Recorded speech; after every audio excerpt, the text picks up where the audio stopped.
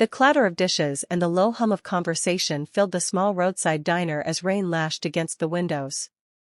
The neon sign outside flickered weakly, Darla's Diner, a place that smelled of coffee, fried bacon, and stories people never told out loud.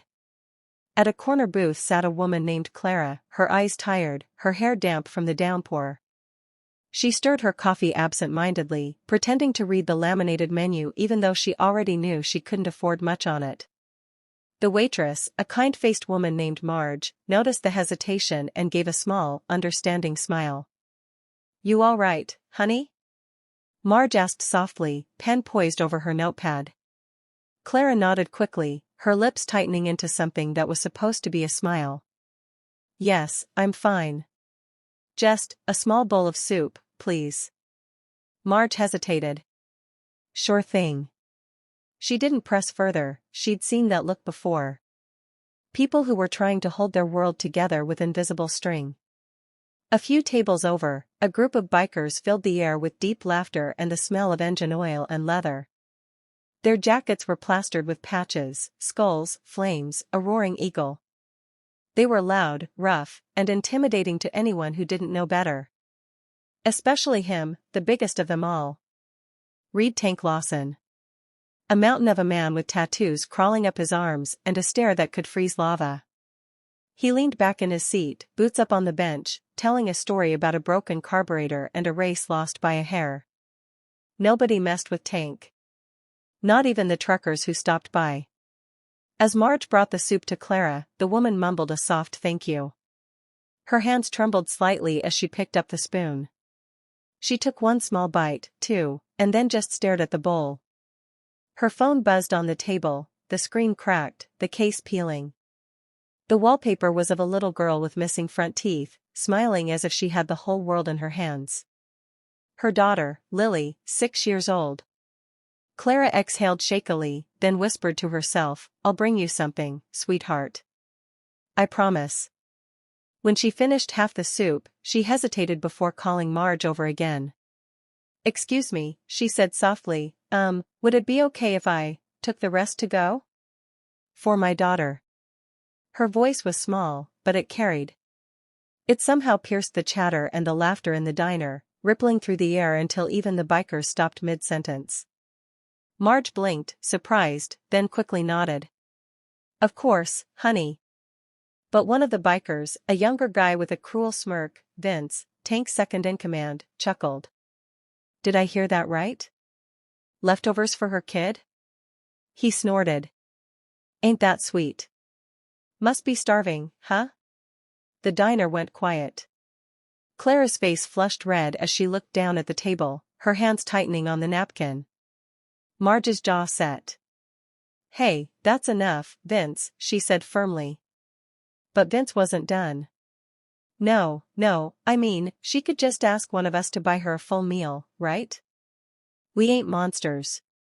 Or maybe she's one of those, what do you call 'em, freeloaders?" A low, rumbling voice cut through the air like thunder. "Vince." Tank hadn't moved yet, but his tone was sharp, heavy, a warning that made the younger biker freeze instantly.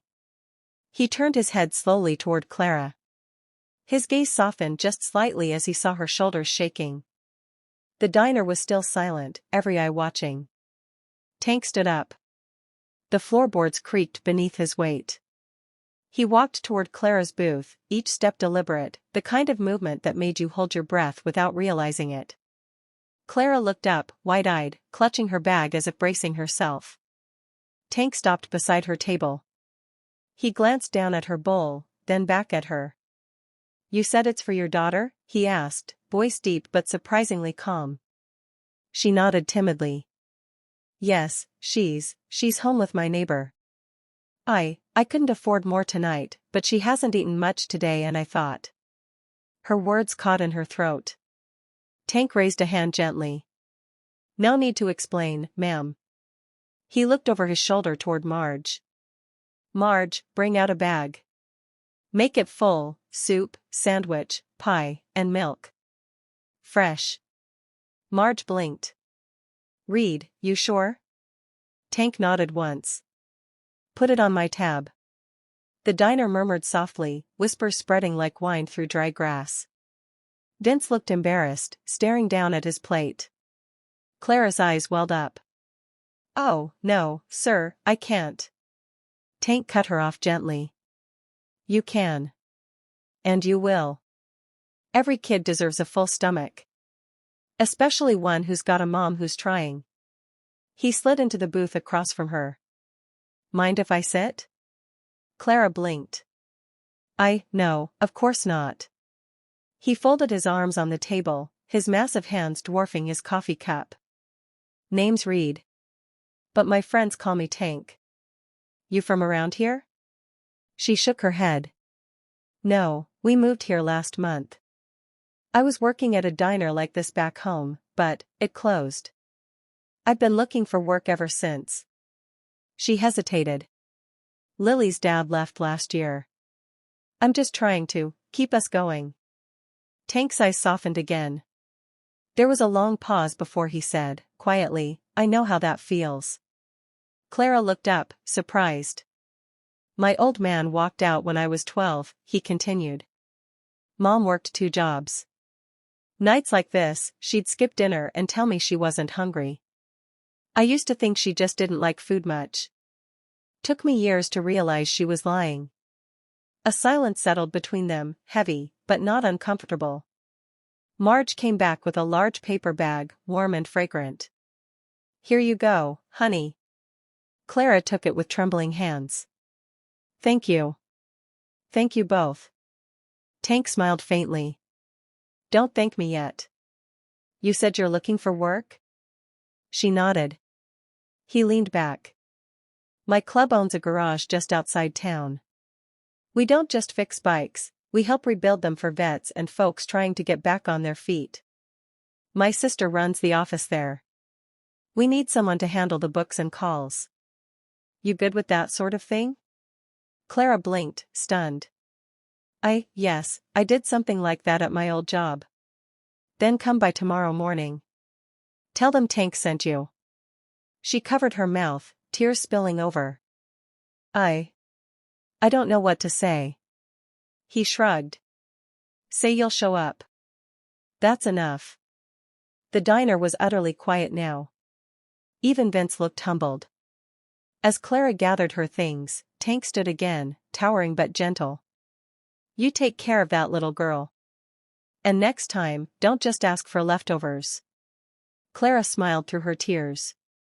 "I won't. Thank you." When she left, the door jingled softly behind her, letting in a gust of cool air. For a moment, nobody said a word. Then Marge turned toward Vince, her tone half amused, half scolding. "You see that, boy? That's what a real man looks like." The bikers chuckled awkwardly, and Vince muttered an apology. Tank just grinned faintly, returning to his seat. "You all eat up," he said. "We've got a garage to open early tomorrow." The next morning, the sun broke through the clouds, painting gold streaks over the wet pavement. Clara stood nervously outside Iron Haven Garage, holding Lily's hand. The sign above the entrance was worn but proud.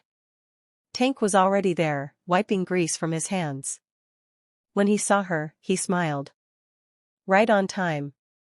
Lily peeked from behind her mother's leg. "Are you the motorcycle man?" she asked. Tank chuckled. "That's me." "You like bikes?" Lily nodded shyly. "They're loud." "Loud's good," he said. "Means they've got heart." Clara laughed softly, her nerves easing. Tank led her inside, showing her around. There were tools, engines, and a small office with an old desk. "It's not fancy," he said, "but it's honest work. And it pays weekly." She looked at the desk, then back at him, tears shining again. "I don't know how to thank you." "You already did," he said simply. "By showing up." Weeks passed, and Clara settled into the job like she was always meant to be there. She brought Lily around sometimes, and the bikers, big, gruff men with calloused hands and loud laughs, became her protectors, her friends, her family. Lily grew attached to them, calling Tank Uncle Reed. He'd pretend to grumble but always brought her a candy bar from the vending machine. And